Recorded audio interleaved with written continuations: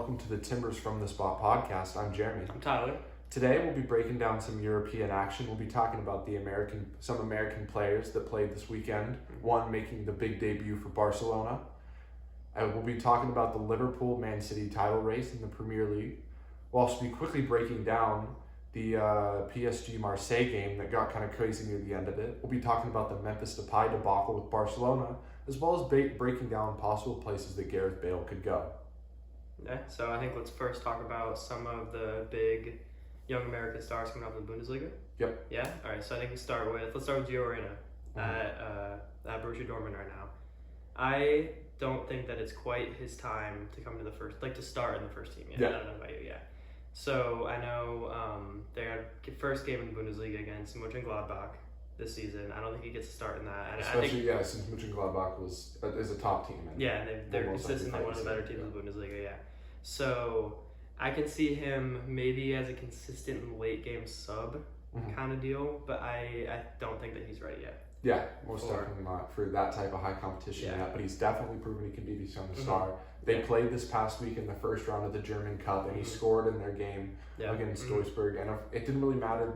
Dortmund ended up crushing them, winning 5-0. But still, I mean, it's still a nice goal. Dortmund, it's nice to see him score. And he came in the Champions League a couple times last year. Had some pretty meaningful minutes actually in Champions League for Dortmund. He came in as a sub. So I don't know. I think you can see that they have faith in him coming up.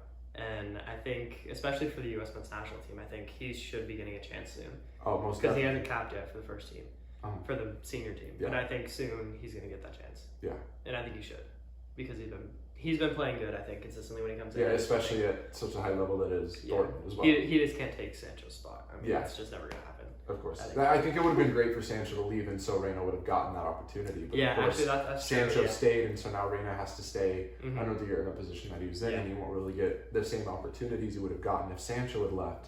And so I think that's, Sancho not leaving is obviously a good thing for Dortmund. Dortmund's love to have Sancho, but it's a bad thing for Reyna due to the fact that Reyna now is not able to get that playing time that would have been great for him to develop. Yeah. I think at the same time, though, I think if you see Sancho leave Dortmund, I think they almost have to go. Not have to, but I think they're not. I think they're going to sign somebody else in place of Sancho before they put Reyna in. Yeah. He'll start playing at first, but I don't think he's going to. Yeah, but they obviously won't be able to sign someone as good as Sancho. So Reyna will get more opportunities than he would if he was sharing time with Sancho. He'll for sure make more appearances, I think, and have more of an impact within the team. Yeah. Yeah. Okay. Yeah. All right, and now let's move on to Josh Sargent, who scored in their first round game in the German Cup. For Werder Bremen. Yeah, for Werder Bremen, he scored the winning goal. Or the go-ahead goal, which was the winning goal. And, I think Josh Sargent is really such an important U.S. player overseas because he is really at one of the weaker U.S. men's team's position, which is the striker position. Yeah, that's true. Because, right now, the main strikers you have for the men's national team are all in the MLS. There's Jay Zardes from Columbus Crew. You got Josie Altidore from Toronto. You even have other people like Jeremy Bobasi on the Timbers. And so striker is kind of that role that needs to be filled, especially since Altidore is getting kind of up there in age, and there's kind of this gap there. And if Sargent can really play well on Werder Bremen and be able to kind of show that he can play at that high level, then that would be great for the men's national team. Which I think actually because Josie Zardes right now for Columbus is playing out of his mind. I mean, he's one of the best strikers in the league right now. Yeah. So I think that's actually probably motivating Josh Sargent a little bit too. Yeah. Obviously they're not in the same league, but I think seeing that from his competitor on the national team for the starting spot. I think that's probably because I think this year I've got you can go. No. Okay. For Bremen this year, I've heard that Sargent's going to get the starting spot now because at the end their most important game of the season last year in the relegation playoff, he got the start in that game, and they ended up winning and they stayed in the Bundesliga obviously. Yeah. But I think this year he's going to get the start and I think he's going to have a pretty big impact for Bremen. Yeah, especially if Zardes keeps playing the way he did, Sargent's going to see that and know that if he plays bad, he's going to end up losing his spot. Yeah. And with the summer of 2021, there's going to be so many international events that Sargent's obviously going to get the main spot in one of them. But of course, the main thing is getting that World Cup spot. Oh yeah, of course, yeah.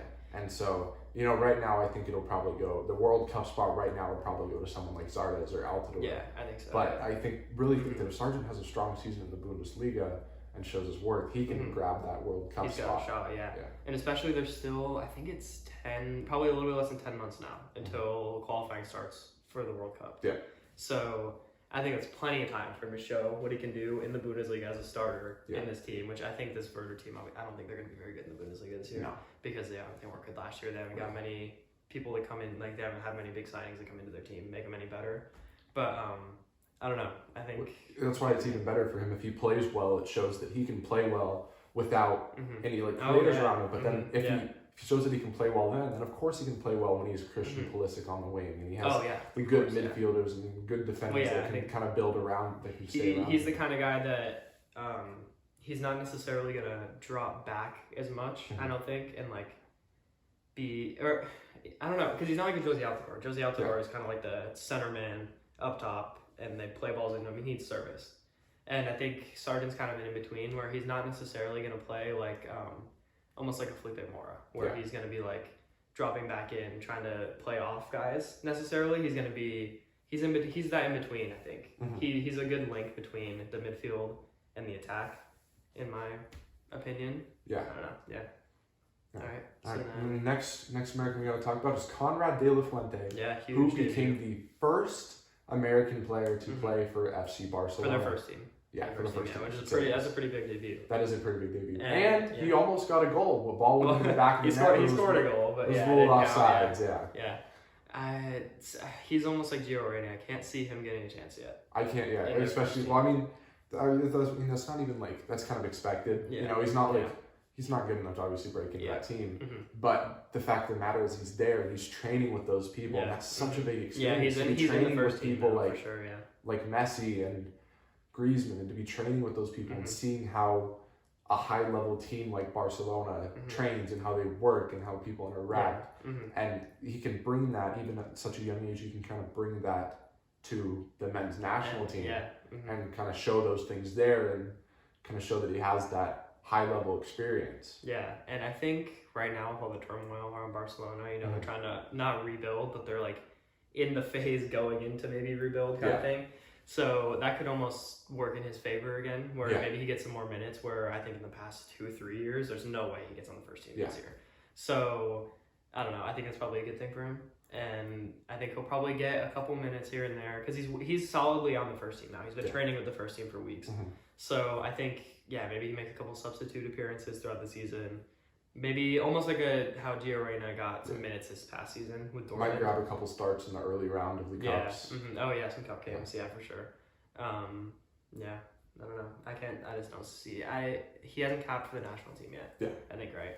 So I don't know if he's even ready for the national team yet. I think he's still. But that's still like such an important building piece to have. That's why I think he's going to be one for the future for sure. Yeah. Because especially if he keeps consistently playing with Barcelona, I think he can build up to be one of those guys. For sure. So let's go. So then a big transfer out of the Bundesliga. We got Weston McKennie moving to play with Cristiano Ronaldo at Juventus. Which is huge. That is an absolutely huge thing to have that sort of player. And I mean, it looks like he's going to play like quite a bit, because Juventus' midfield is a little shaky. And it's obviously a friendly, but he started their past friendly. That was on. He played pretty well in that friendly. And I don't know. I think he for sure, because I know he ended the season captaining Schalke actually in the Bundesliga, and Schalke had an awful season. Or had an awful season after the restart, I guess you could say. They had, and then they just fell off, which I don't think was really his. I don't think you can put that on him. No. But that's a whole team. Their whole system just kind of broke down, I guess.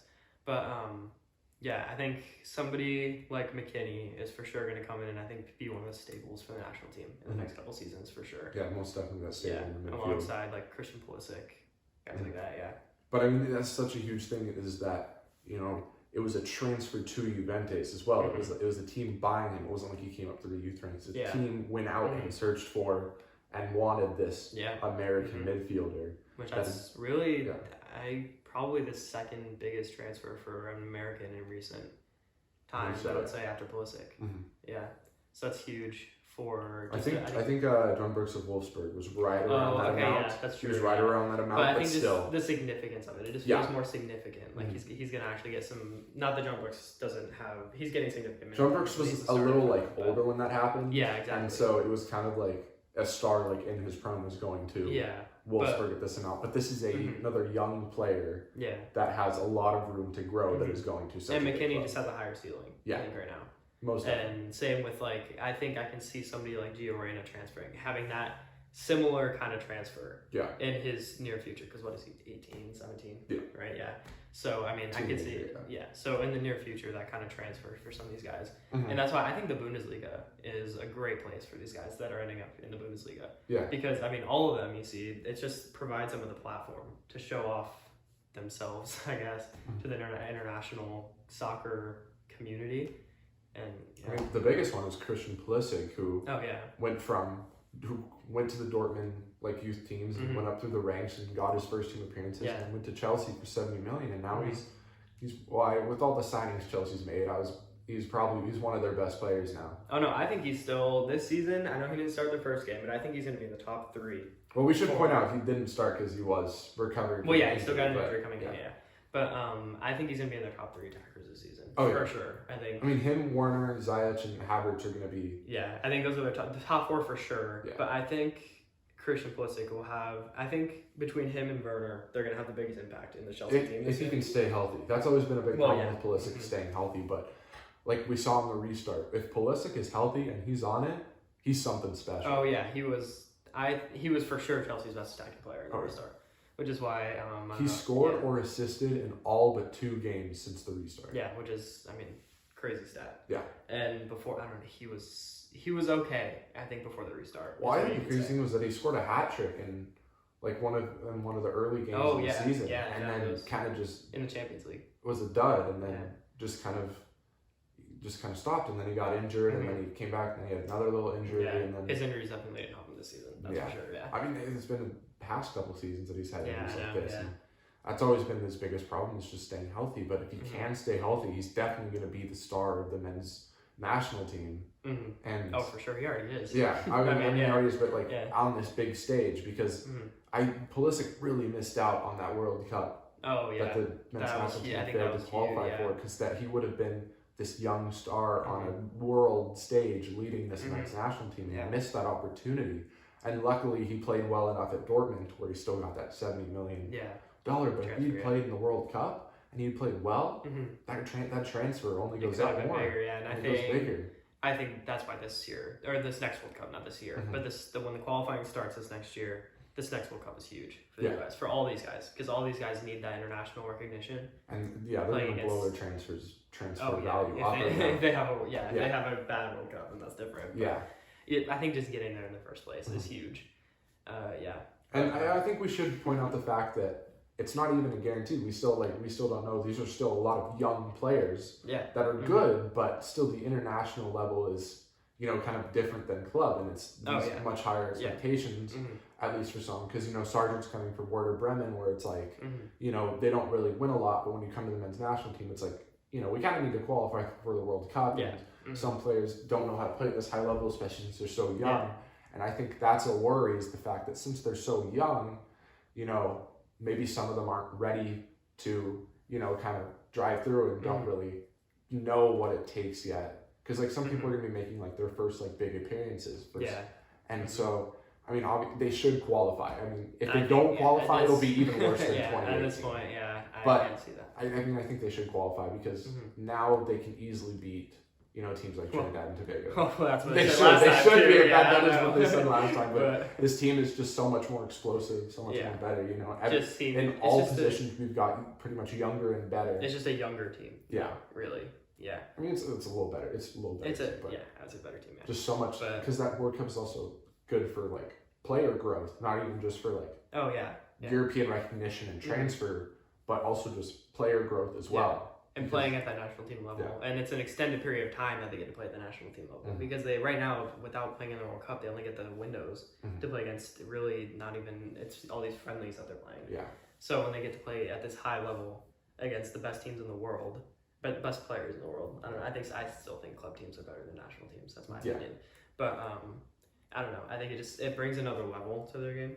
That's why all the guys that play for the national teams are considered the better players in the world, because, they're playing at the highest level you can possibly play at.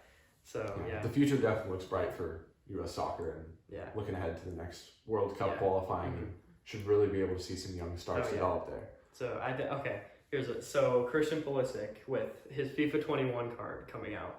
He's a 71 overall. 81. 81 overall.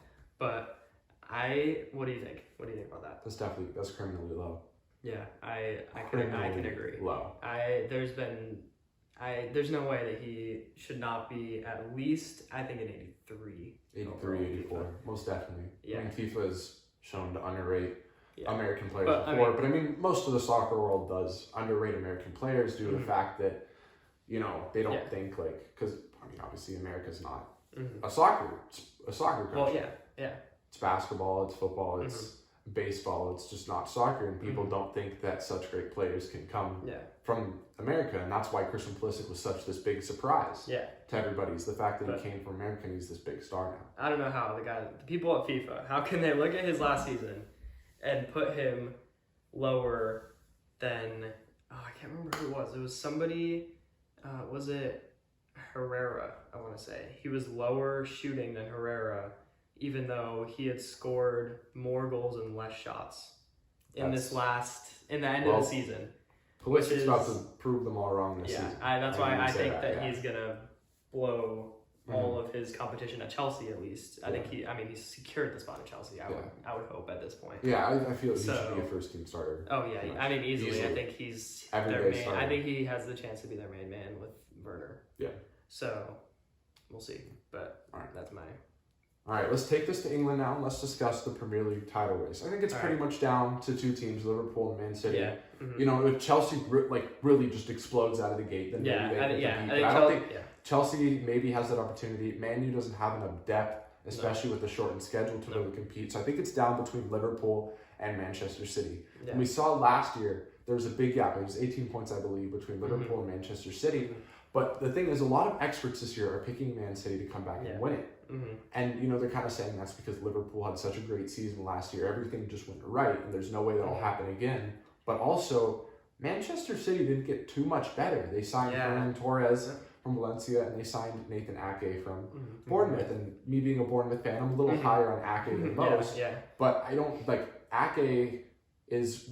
will most likely not even slide into that center back position because he's left-footed, Laporte is left-footed, and Laporte's better, and that just kind of won't work. So he's kind of back in this rotation role, and I don't know if those two signings are enough to kind of close that gap, especially with Liverpool still maintaining their team and just having their young players age another year and getting even better. And I will say that, so they lost Leroy Sané this year too. He went to Bayern, but I don't know. I think I kind of agree with City going and winning it this year, just because I don't know. I think Liverpool, watching them in their first game against Leeds, they lost a step in the offseason, I think.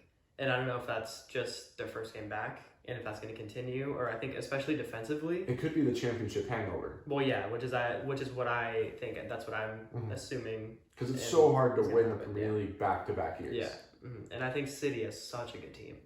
And their depth in City's team is just, I think, the best in the league. So I have a quick question for you. Okay, so Liverpool's rumored to get Thiago Alcantara from Bayern Munich.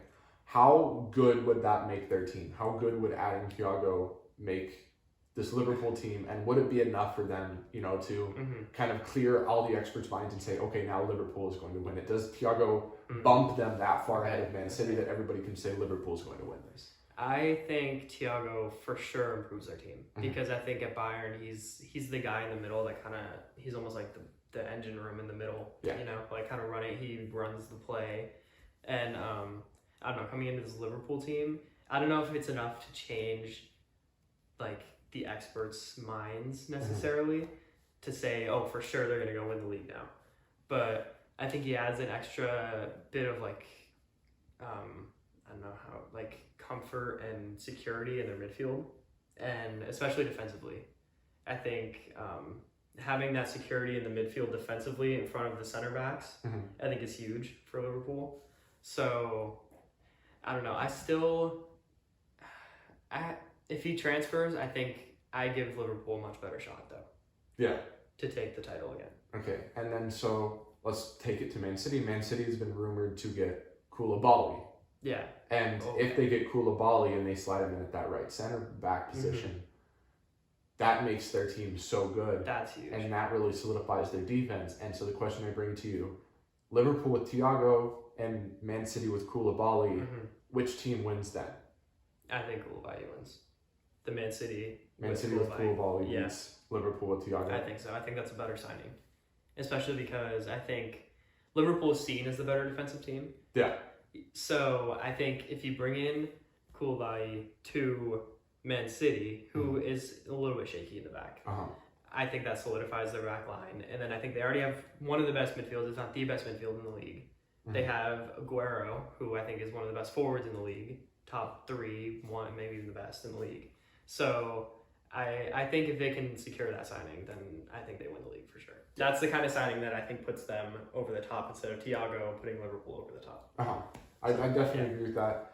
And the fact that, Koulibaly has been just a strong, sort of center back. But it also comes, you got to make sure you get Koulibaly at the right price. Yeah. Because he's kind of reaching the top of his age. He's 29 right now, I think. Yeah. And Napoli's asking for 80 million of him.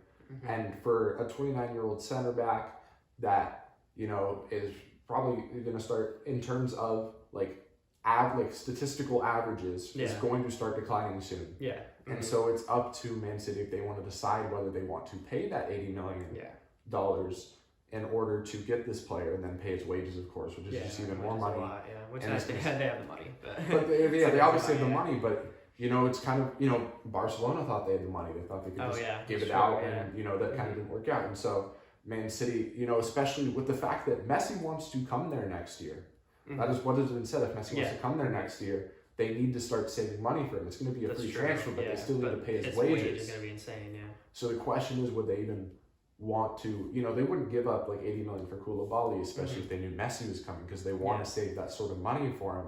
Now, if Koulibaly was 60 million, maybe you can talk about it a little more, but still, I don't know if Man City wants to take that financial risk, knowing that, because I figure Pep's talked to Messi, and I figure Messi said yes, I want to come really badly. Well, and if he said that, and if that has happened, which I think it has, Man City's not going to spend any more money. They're gonna, in fact, probably sell one or two players. They would, and sort of build up that money in order to kind of start packing in their money. And maybe they don't sign that player or two that can help them win the Premier League this year because they know they get Messi next year. Yeah. And that would fly them over the top if they got Messi. But also at the same time, I don't know if it's in the current moment, it's not a financial risk to sign Koulibaly right now. I don't think. At a certain price. Yeah.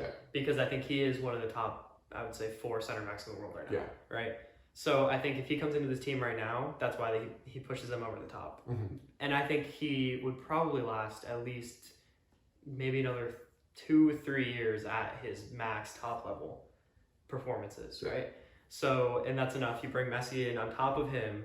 Messi's obviously not in his prime anymore, but he's still best player in the world, honestly. Yeah. He's a year removed from 50 goals. Yeah, I mean, you can never put him out. He's 20 goals, 20 assists last year. He still looks he's still insane. Absolutely insane. And, if you bring Messi and you bring Koulibaly in, your team's set all over the place. I mean, you have Kevin De Bruyne.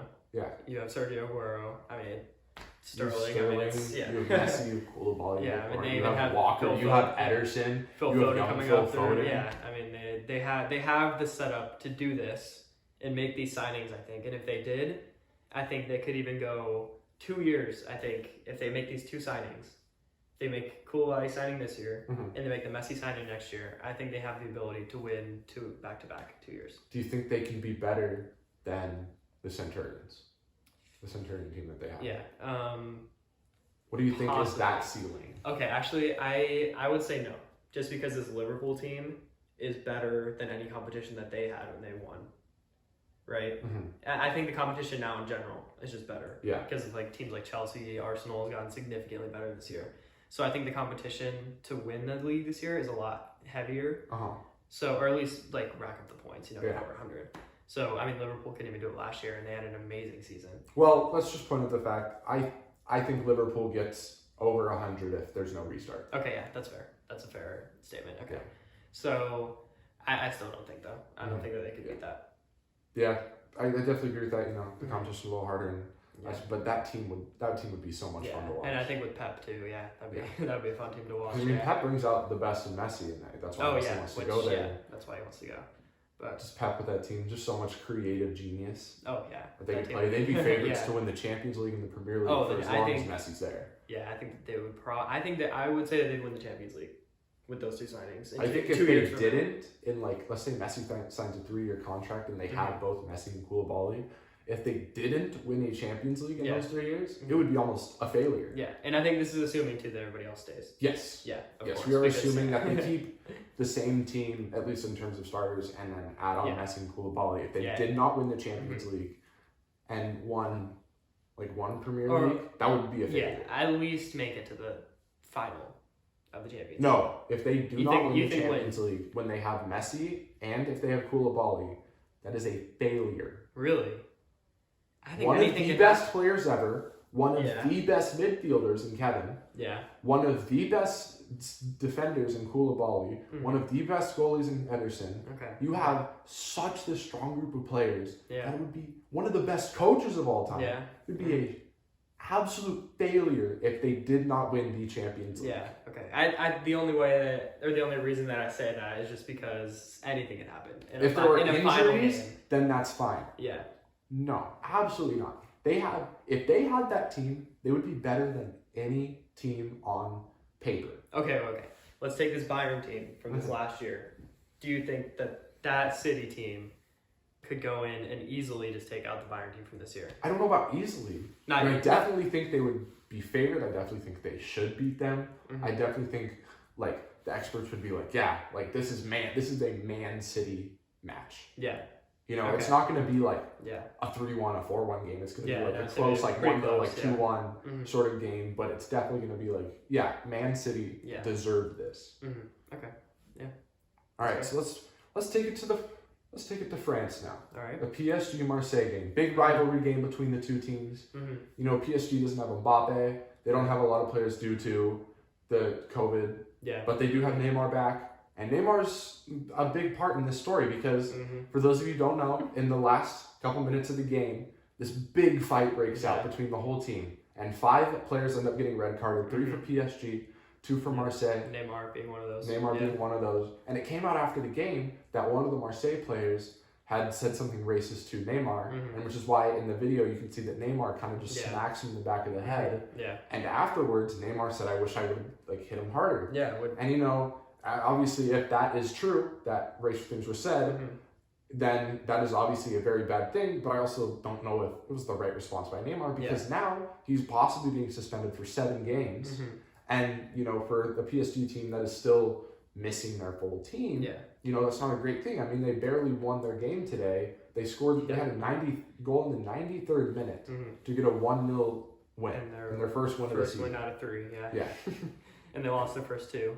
And so, I mean, obviously, that's such a bad thing, but you can't, you have to sort of, I don't know if it was the right, risk. Maybe you don't have to say that after the game from Neymar, but still, costing your team, you've gone for 7 games. It's such a fine line because I'm almost on Neymar's side. Well, I am on Neymar's side. Yeah, you are on Neymar's side. Yeah. But you also have to realize that he can't put himself in the position where he's suspended for exactly. 7 games. He's got to think about what he's doing. Maybe after the game or in that moment, you say something to him and not physically hit him. I guess is the way to deal with that. But at the same time, it's if you don't, kind of in the moment of it, it kind of just happens. Anybody who plays sports can understand that you're in this it's a rivalry game. Yeah. And so they're big rivals and kind of in the heat of the moment and something like that is said and then Neymar kind of just takes it out and that's okay. But also after the game you don't need to say you wish you'd hit him harder. I think that's for sure. Yeah. I think that's just a little bit acting out. And I think Neymar's known for that at the same time. Yeah. And Neymar's character is not going to let him back down. Oh yeah, no. But I don't know. I think in that moment I can see where he's coming from for sure, going and hitting him because based on what he said to him, which you can look it up. It's not great, but it's not anything that anybody should be saying to any other person who's playing on the same field as them in this game. And I think for him to then go the guy that said it to Neymar to come out publicly after this on Twitter and defend himself and what he said, I think is just, there's no way. And I think that's why Neymar also came out and said they should have hit him harder, is because he came out and said, with like, it was a picture of his teammates on this private jet and saying like, oh yeah, I didn't even say that, I wasn't racist at all, but like, you just can't do that. I don't know. Especially in right now, there's just so much going on, and for him to say that to Neymar, I think Neymar has the right to get angry at him. I just don't know and that's why also I don't know if I particularly agree with the 7-game ban of Neymar. I think I agree with the red card because you can't hit him. But I mean, I don't know. All right, let's take it to Spain. Let's talk about the Memphis Depay situation. Rumors had came out that personal terms were agreed between Depay and Barcelona, and that Barcelona and Lyon had agreed on a 28 million euro transfer. But then reports came out yesterday that Lyon's owner said that he had a conversation with Bartomeu that Barcelona could not afford to pay the 28 million euro transfer fee. I mean, one of the biggest clubs in the world cannot afford a 28 million euro transfer fee. Just for reference, for anybody who doesn't know, 28 million is not that high of a transfer in this current market right now for a player the likes of Depay. They have signed Antoine Griezmann, Dembele, and Felipe Coutinho for about a little less than 400 million euros combined. Those three players, and they can't afford one player for 30 million euros because of how bad those three players have been, how much they have lowered their kind of rates, and how this is what Barcelona's done before. They've signed a bunch of people that just haven't performed, and that just loses them so much money that they can't afford 30 million. I think it's funny that they signed Coutinho for upwards of $100 million, right? And he was playing so bad for Barcelona that they transferred him to Bayern. He goes to Bayern and he wins the Champions League, and then Barcelona has to pay a fee to Liverpool, who they signed Coutinho from, because he won the Champions League, even though it was with Bayern. And that just shows their current, what they're doing with their players. It shows why Messi wants to get out. There's something wrong in that organization. In the system, I don't know how they can fix it. I think they've realized it now. Bartomeu. He's going to be gone in the spring when we have elections. Sure. But the fact of the matter is, Bartomeu said he would resign if Messi wanted to come back. And of course, Messi wasn't allowed to leave because Bartomeu made a power play. And he was like, hey, if you want to come back, I'll leave. And then Messi's like, no, I want to leave. And Bartomeu's like, no, okay, you can't leave, and I'm staying. So, I'm kind of going to drive this in the ground more, because there have been so many coaches since they've last won with Pep. They've had so many coaches. They've won one Champions League since then. But still, the fact of the matter is, there's been so many coaches, and it shows that there's not something wrong with the coaches. There's something wrong with the organization. And I think it's surprising too, the fact that this is one of the only clubs in the world that has a community-based setup within their club where they vote for all of their officials within the club. They vote for the board. They vote for the president, Bartomeu. And the fact that nothing's changed, and they have so up to this point though, at the same time, the results have been there on the field. And I think up until this year, it wasn't very clear to the fans necessarily. And what was going on behind the scenes. The things that were going on behind the scenes kind of went out onto the field this year. Because you can't really see that. And when they're winning games, it's like, okay. I mean, they didn't win a trophy this year. No trophy, which this is the year where... That's embarrassing. This is the year where the age started to show within the team, and the conflict between... I mean, you've been hearing this year about conflict between Messi and the ownership and the board in Barcelona and everything. So, I don't know. I'm not necessarily surprised at this point then that the Depay transfer didn't go through, but at the same time, let's talk about the Depay transfer for a second. The question is, does he really even fit?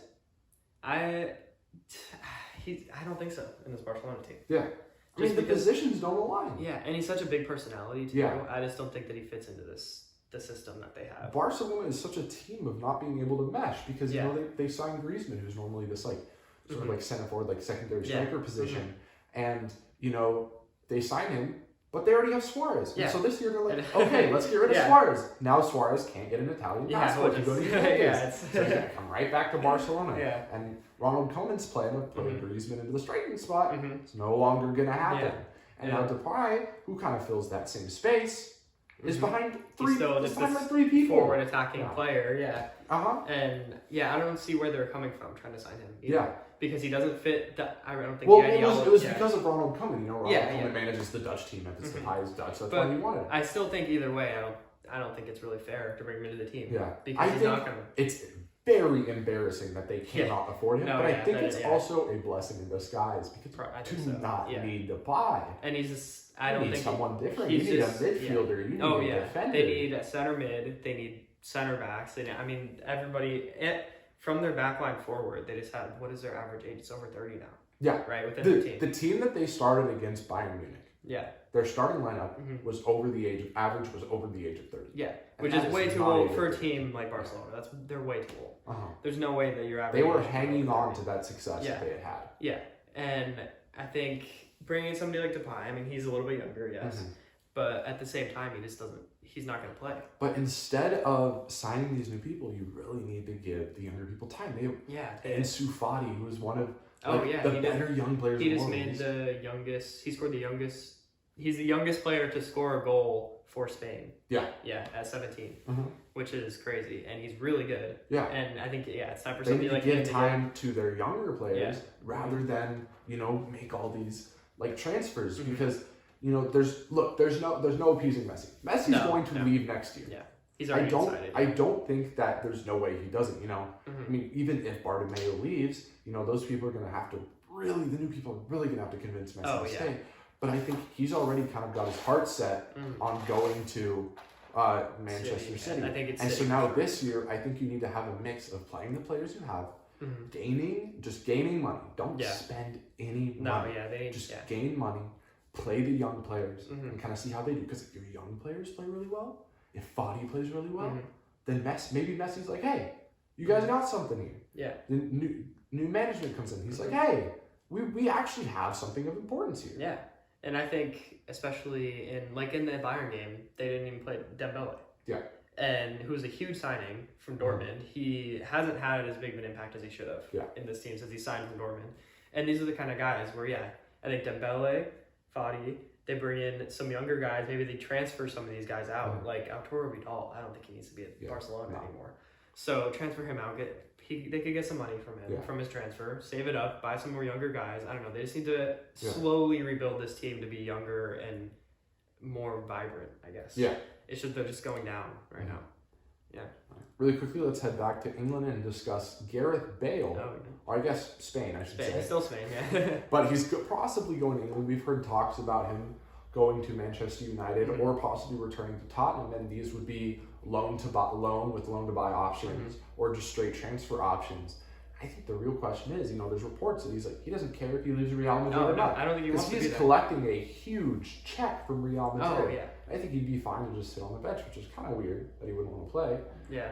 But... Well, still, honestly, right now, I think he's happier playing golf than he is playing for Real. I think I don't really think he has that passion anymore. Yeah. But, I think... in terms of, playing, I think he does need to get out because he only has a year or two, really a year or two, maybe 3 years. I think that a return to Tottenham would be great because Tottenham, is a team that is looking to get better and they're looking to compete for European competition. I think Gareth Bale would be a great option for him. I think he played well under Mourinho right now too. I think it's a good fit for him. Yeah. Because, with the loan option, you don't have to pay all of his wages. And that's going to be that's the hardest part of getting rid of Gareth Bale. Oh, yeah. Is because he's at Real Madrid and he's got these huge wages. Yeah. So the transfer fee would need to be small, and then you still have to pay the wages, but no team really wants him. So that's why they want loan deals, because then they can just focus on paying most of his wages rather than paying an actual loan, like a transfer fee. I think, though, if he transfers to a place like Tottenham, I think he'd be willing to, even if the transfer fee is a little bit lower, but higher than you're thinking, I think that he'd be willing to take a lower wage if he were able to play. Yeah. And because I think he's probably got so much money, I don't think he needs to keep up the wages that Real Madrid is giving him, which I don't think they should be giving him that anymore because he's not even playing for them. So he won't renegotiate their contract because he likes how much money he's making. They can't force. They can't They can't say, okay, you're making less money now. He has to agree to it. And I think the fact of the matter is, he obviously doesn't want less money. Oh he doesn't want so much. But I think even a place like Man U, he'd be mostly he'd be a rotation guy. And I think that would be good for him because, he doesn't have to play that much, but he's going to get important. He's going to get Champions League. He's still going to play he's more gonna than get Champions League minutes. He's Yeah. going to get actual good minutes, and I think that would be probably the better spot for him rather than a return to Tottenham because in Man U he can actually play in these important games. While Tottenham is going to be in the Europa League qualifying stage. Yeah. I don't really think that's a spot Gareth Bale wants to be. That's not where he wants to be, no. And I think to be back in the UK, obviously playing for Wales still, he's still Wales' front man. And for him to not even be playing for his club team right now is just insane. So, I don't know. I think a transfer to a club like Tottenham would be good for him. I think Tottenham is the place where I can see him ending up in the Premier League. If he ends up anywhere, I don't think I can see him at Man U right now. So I think maybe if he goes to Tottenham, then maybe he has a good year or something, transfers. I don't know. Something like that could happen. Maybe gets a small transfer. There's also rumors of him transferring to China, which would be for the money, obviously. They'd pay him a huge wage in China. Yeah. But I don't think I can see that happening either. No. Right now. So, I don't think Bale would really want to go somewhere like China. No, well, it'd be for the money. Yeah. But still, it's just way out of his comfort zone. Yeah. So, I don't know. All right, that's it. As we know, the Timbers do have a game tonight. Big game against Let's go Timbers. And on Friday, we'll be breaking down that game, and we'll be looking forward to their game against San Jose on Saturday, which we already did a little bit on Monday, but we'll do a little bit more after we see what happens tonight. Some more game. We'll go over some of the other games from tonight too on Friday. So if there's any big action, all right. Thank you guys for listening, and go Timbers.